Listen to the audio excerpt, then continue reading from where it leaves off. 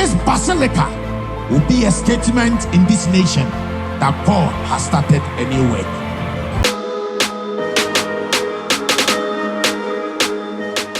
There's a better part of you inside of you. Your good part is very strong.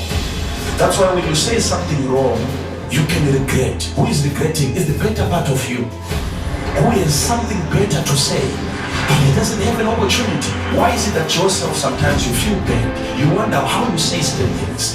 How could I have said that? How can that word be found inside of you? It means you are keeping it in. You haven't put it off. Put it off. Let the old person die. It depends now on which one you host the most. Would you give access to your platform, access to your mouth, access to your mind? Would you allow to speak through you? Is it the God in you or the devil in you? Chapter 35 of the book of Genesis, verse number 2.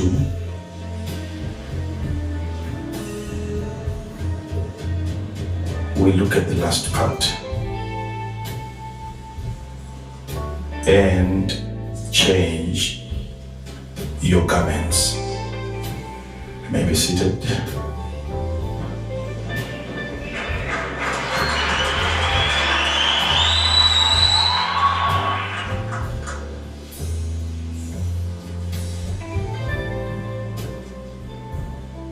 It's very short, but it's a very important part when it comes to staying above. You don't want to be above today and then you fall tomorrow. You want God to elevate you and you want to stay above and you want to remain on top. There is a way you can go about it. And Jacob, in this case, I know there are 6 things that are required. The last one, which is sacrifices, of course, if you go to the next verse, which we are not going to deal with here because we've dealt with this separately. Those are also requirements. But in this case, Jacob, after he'd asked his family to be clean, he went further into deeper detail and he says that you need to remove what you are wearing and put on something new.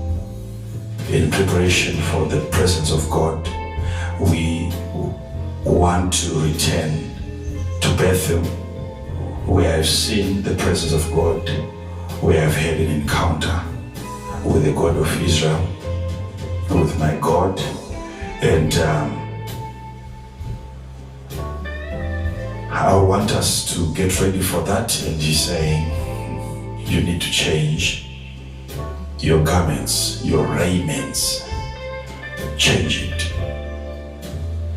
It's a very critical part in your Christian walk with God, to get to that place at some point where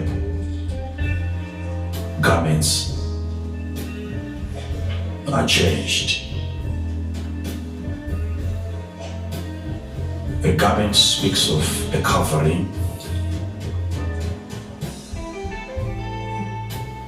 A garment also speaks of protection. A garment, in other cases, it represents safety.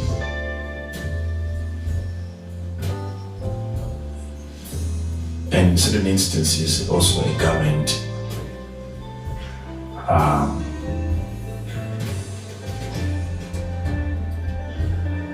represents your outward look or your outward appearance.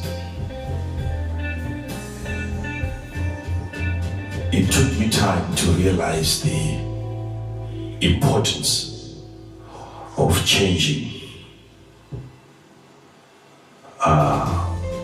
your garments. It took me years. It took me a very, very long period of time to realize that when you're walking with God, you're fellowshipping with God, you're getting to know God better. There comes a point in time where what you used to put on has to be removed, and you put on something new that qualifies you for the current experiences that you're having with God. So garments are supposed to be changed. You remember when Elijah was about to be taken, he left a jacket. And all we talk about is how he handed over the jacket to Elisha, which was the mantle that fell when Elijah was being lifted. And Elisha took it. And the thing that happens there is that Elisha, when he picked the jacket that fell from the body of Elijah in 2 Kings chapter number 2 and verse number 12, he had to rent his garments that were on him. That was the first thing that he did. He removed what he was putting on, and then he inherited this new attire that had just fallen from the sky. So garments are not supposed to overlay. You have to surrender a certain lifestyle before you can inherit a new lifestyle. There is an old you which is stopping the new you. There is a part of you that is better than the part that you see.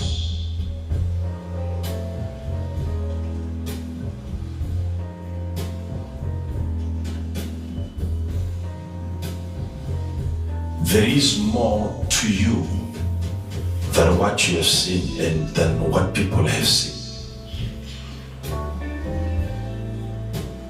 There is always a better part of you that is being stopped by the other part, the worst part of you.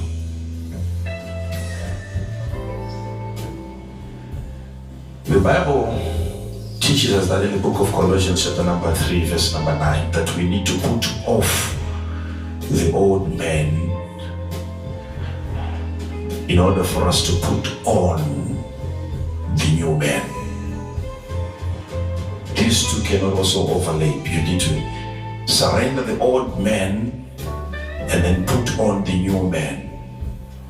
When it comes to garments as well, you need to put off the old garment before you can put on the new garment. Serving God requires that you present yourself before the Lord well. How you present yourself before God matters. There is a certain regalia that is not expected in the presence of God. There are certain garments, certain materials, certain attires that are forbidden in the presence of God in Bethel. Otherwise, why would Jacob ask his family members to change their garments if every attire is acceptable in Bethel in the presence of God? So there are certain personalities that we need to learn to put off, that are on us, that we use as a covering, and yet these are certain characteristics that are not required in the presence of God.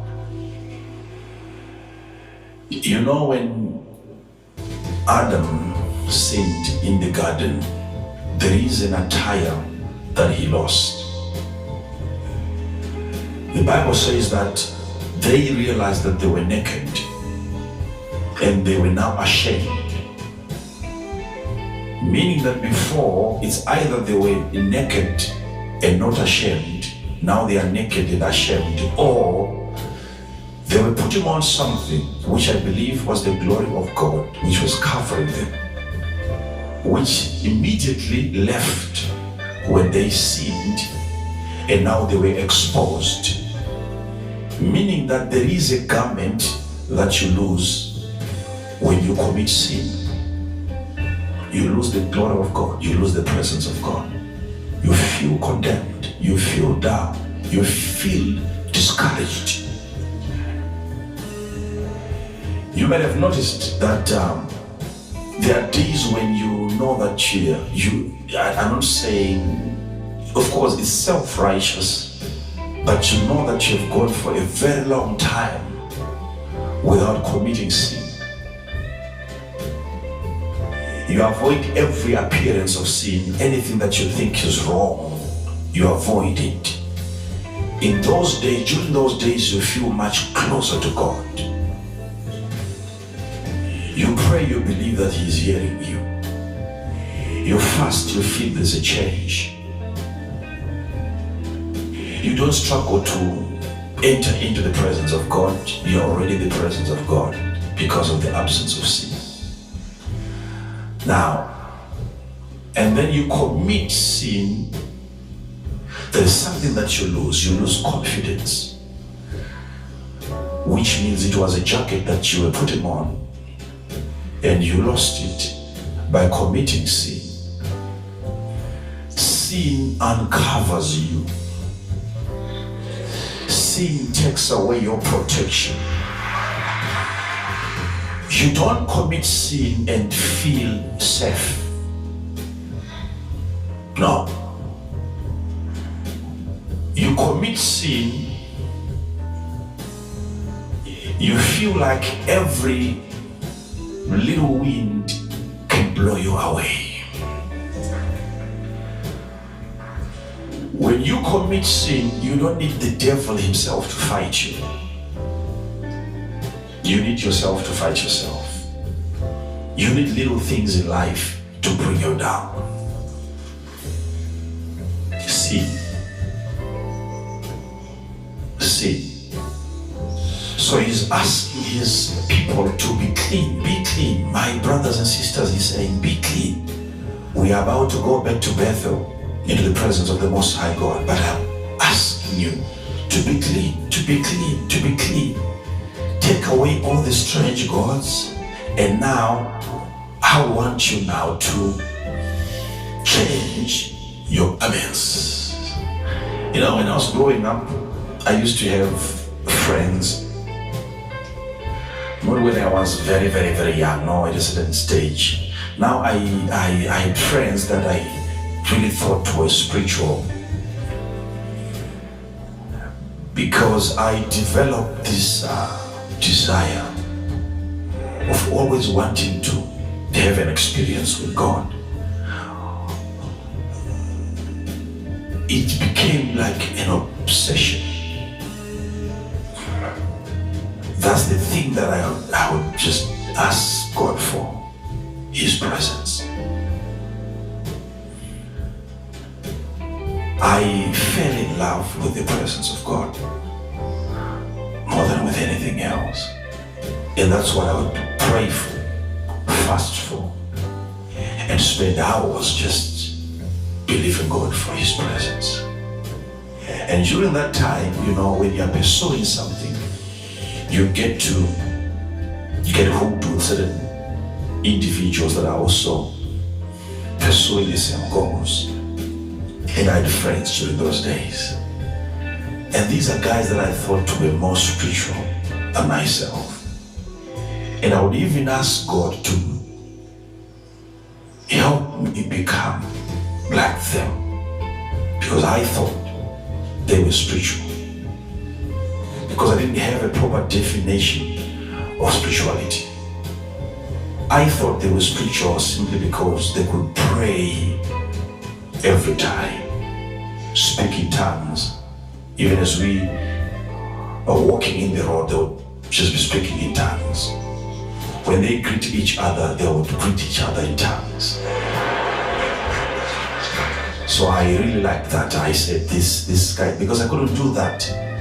But I said, I like this. These guys are very, very spiritual. God, please help me. If I can be like this guy, he's spiritual. He's spiritual. If it was him coming here today to minister, he would have spoken in tongues, rolled on the floor, and he would say, oh my God, I like that. So I had a very, very wrong template placed before me. And I wanted to become like that. I just didn't realize that that wasn't me. And that wasn't God on him. That was just him. It was him. And all of my friends, I've lost them. They have backslidden. They no longer have the same experiences. They can't speak in tongues anymore. I don't even know if they are still around. What really took them from the presence of God, from their pursuits? There was an old them, an old garment that they could not put off, which finally destroyed them. I thought that maybe spiritual maturity had to do with maybe acting like you're in the spirit every time. And I would say, this man is spiritually mature. He's mature, he's mature, he's mature. I didn't know that it was maturity. Spiritual maturity was far from that. Now I've grown up, I've gone through experiences, and now I know what spiritual maturity is. It's not really about what you say when you pray, and even how you pray. It is how you face situations in life, how you react to people.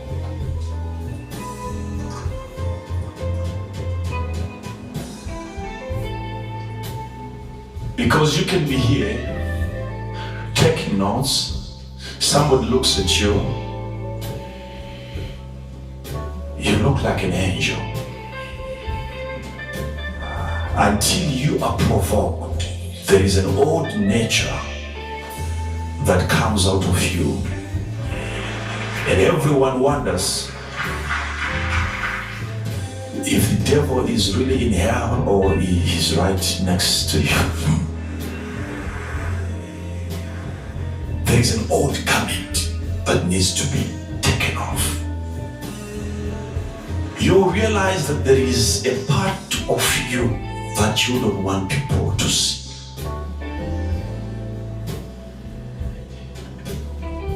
Everything that you try to do now is just a cover-up. There is an old garment that you haven't put off, which is still there inside of you, on you, which normally manifests in certain situations.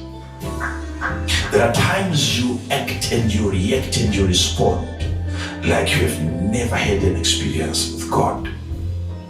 It's an old garment. And that's what kills you. I've seen people who really love God.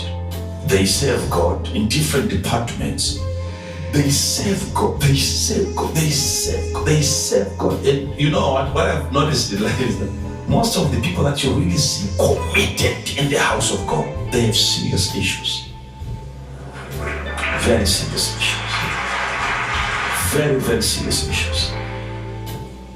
And what really motivates them to serve God to those magnitudes, they're believing that if I overdo this, maybe God will end up overlooking that. They do do it to extremes, because there are areas that they're trying to cover up. Maybe if I do it well here, God might then end up ignoring that part that I haven't done well. There is a garment that needs to be removed before you can have a permanent experience with God. An old garment. People come to church, they start serving God before removing the old man.